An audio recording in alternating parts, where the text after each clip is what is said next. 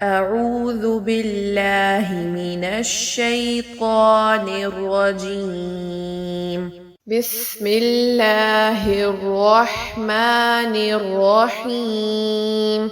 رب اشرح لي صدري ويسر لي أمري واحلل عقدة من لساني يفقه قولي. ربي زدني علما ربي زدني علما ربي زدني علما. اللهم فقهنا في الدين اللهم فقهنا في الدين اللهم فقهنا في الدين. آمین یا رب العالمین. آج کا ہمارا جو لیسن ہے اس میں ہم دیکھیں گے نون کے اجمالی احکام. میں نے اپنی پچھلی ویڈیو بھی سنی اور آج بھی میری طبیعت ٹھیک نہیں ہے، جس کی وجہ سے میرے جو حروف ہیں نا وہ صحیح سے ادا نہیں ہو پا رہے. کہیں پہ غنہ وہ ناک بند ہونے کی وجہ سے صحیح سے نہیں ہو پایا، اس طرح سے ہو رہا ہے. ٹھیک ہے، لیکن آپ نے مجھے اس میں فالو نہیں کرنا کیونکہ میں نے آپ کو وجہ بتا دی ہے. آپ نے اس کو صحیح سے ادا کرنا ہے. میں بھی کوشش کر رہی ہوں، میرے سے بھی جتنا ہو رہا ہے میں اس کو اچھے سے ہی پرفارم کرنا چاہ رہی ہوں، کر رہی ہوں. بٹ سٹل اگر کوئی کمی رہ جائے تو میں اس لیے آپ کو بتا رہی ہوں. اب ہم دیکھتے ہیں نون کے اجمالی احکام. نمبر 1، متحرک. متحرک یعنی حرکت والا، اس میں غنہ نہیں ہوگا. جیسے کانا، دیکھیں یہاں پہ حرکت ہے نا، زبر زیر اور پیش کو حرکت بولتے ہیں، تو یہاں یہ حرکت والا ہے، یہاں پہ غنہ نہیں ہوگا. نمبر 2 ہے مشدد یعنی جس کے اوپر شد ہو، اس میں غنہ ضروری ہے. جیسے ان. نمبر 3 ساکن و تنوین، اس کی 2 حالتیں ہیں، غنہ اور عدم غنہ. غنہ دیکھتے ہیں پہلے. جب نون ساکن و تنوین کے بعد حروف ہلکی اور لام را کے علاوہ کوئی اور حرف آ جائے تو غنہ ہوگا. حروف ہلکی کتنے ہوتے ہیں؟ 6. حمزہ، ہا، عین، ہا، غین، خا. اب آپ لوگوں کو سب کو یاد ہونا چاہیے کہ حروف ہلکی کتنے ہوتے ہیں، کون کون سے ہوتے ہیں، ادنائے حلق سے کون سے ادا ہوتے ہیں، وسط حلق سے کون سے ادا ہوتے ہیں. ٹھیک ہے، تینوں کا آپ کو پتہ ہونا چاہیے کہ حمزہ ہا کہاں سے ادا ہو رہے ہیں، عین ہا کہاں سے ادا ہو رہے ہیں، غین خا کہاں سے ادا ہو رہے ہیں. اس کی مثال دیکھیں، جیسے انفسکم. انفسکم، من یقول. اب ہے عدم غنہ.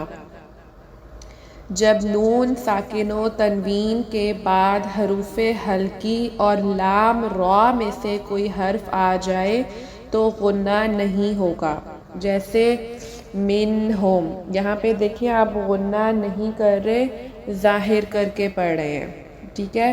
من ربہ، من لدنہ. آگے نون، اس کو ہم نے 3 میں دیکھا ہے، متحرک یعنی حرکت والا، مشدد یعنی جس پہ شد ہو، اور ساکن اور تنوین میں ہم نے غنہ اور عدم غنہ دیکھا ہے. جو مشدد میں غنہ ہے وہ زمانی غنہ جو ہے یہ وہ والا ہے. اب آگے اس میں سوالات ڈالے ہوئے ہیں. نون میں غنہ کب ضروری ہے، مثال کے ساتھ بیان کریں. نون میں عدم غنہ کب ہوگا، مثال کے ساتھ بیان کریں.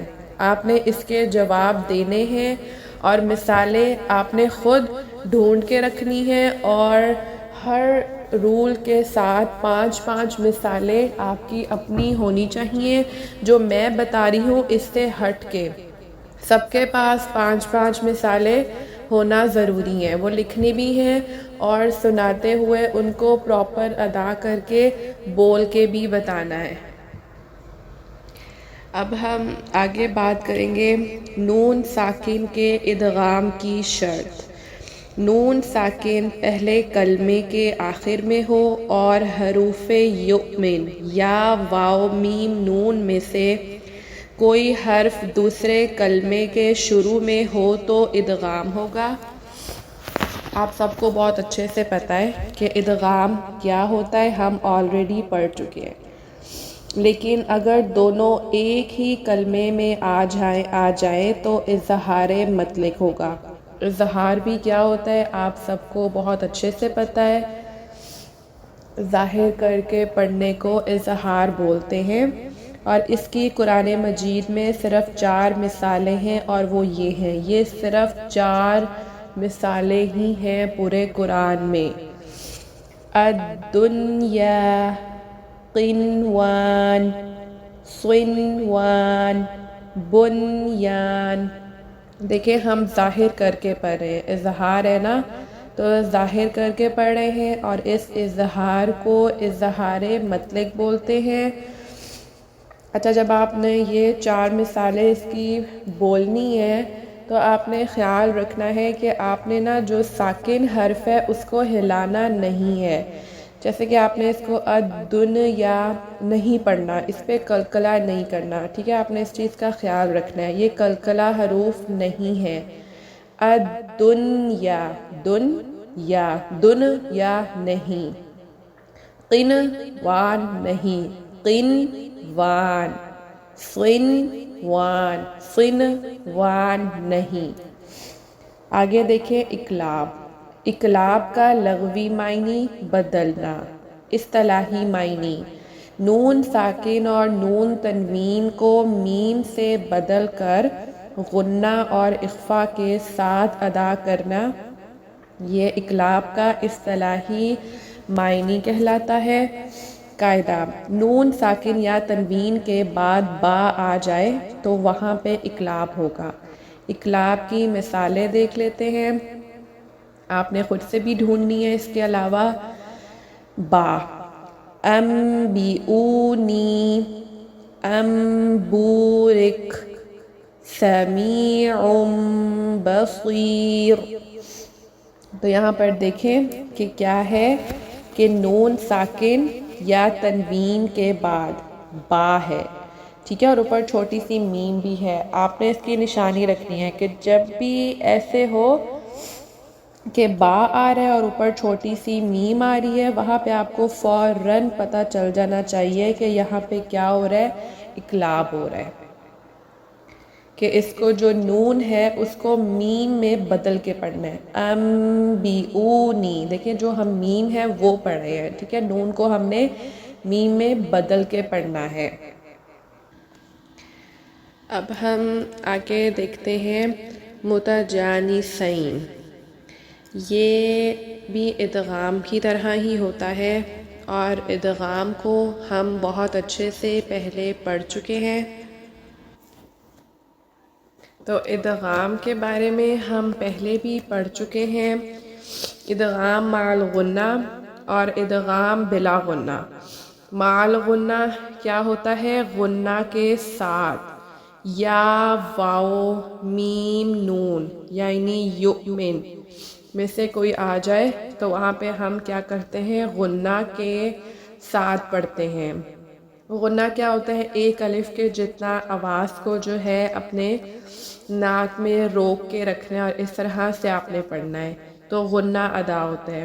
اور ایک ہم نے دیکھا تھا ادغام بلا غنہ، یعنی غنہ کے بغیر جو پڑھا جاتا ہے۔ اس میں ہم نے دیکھا تھا کہ جب لام اور را آ جائے، ٹھیک ہے، تو آپ کو اتنا تو سب کو پتہ ہے۔ اب ہم دیکھتے ہیں متجانسین۔ مدغم اور مدغم فی جب مخارج میں یعنی مخرج میں متحد ہوں یعنی ایک جیسے ہوں، اور صفات میں مختلف ہوں مگر جو صفات ہے اس میں ڈیفرنٹ ہو۔ پہلا ساکن ہو یعنی اس پہ سکون ہو، اور دوسرا متحرک ہو، متحرک مطلب یعنی اس پہ کوئی حرکت ہو، تو پہلے کو دوسرے میں داخل کر کے پڑھیں گے، جیسے قالت طائفہ. متجانسین کے مدغم فی حروف. اچھا اس کی آگے دو مثالیں ہیں، ادغام تام اور ادغام ناقص. متجانسین کے مدغم فی حروف. متجانسین کا 7 حروف میں ادغام ہوا ہے، 6 میں تام اور 1 میں ناقص. تام کی مثالیں، حروف دیکھیں گے اور پھر مثالیں. تا اور طا میں قالت طائفہ. تا کا دال میں اثقالت دعوا اللہ. دال کا تا میں قد تبین. ذال کا ضا میں اذ ظلموا. سا کا زال میں یلحث ذالک. با کا بی میں ارکب معنا. نوٹ، یلحس ذالکا اور ارکب معنا میں بتدریج شاطبی، ادغام میں بتدریج جزری. ادغام اور اظہار دونوں جائز ہیں. ناقص کی مثالیں، طا کا تا میں لئن بسطت. احدت ما فرطت ما فرطتم. نوٹ، اس حکم سے حروف حلقی اور حروف شجریہ مستثنی ہیں، لہذا ان میں ادغام نہیں ہوگا. سبحانک اللہم وبحمدک نشہد ان لا الہ الا انت نستغفرک ونتوب الیک.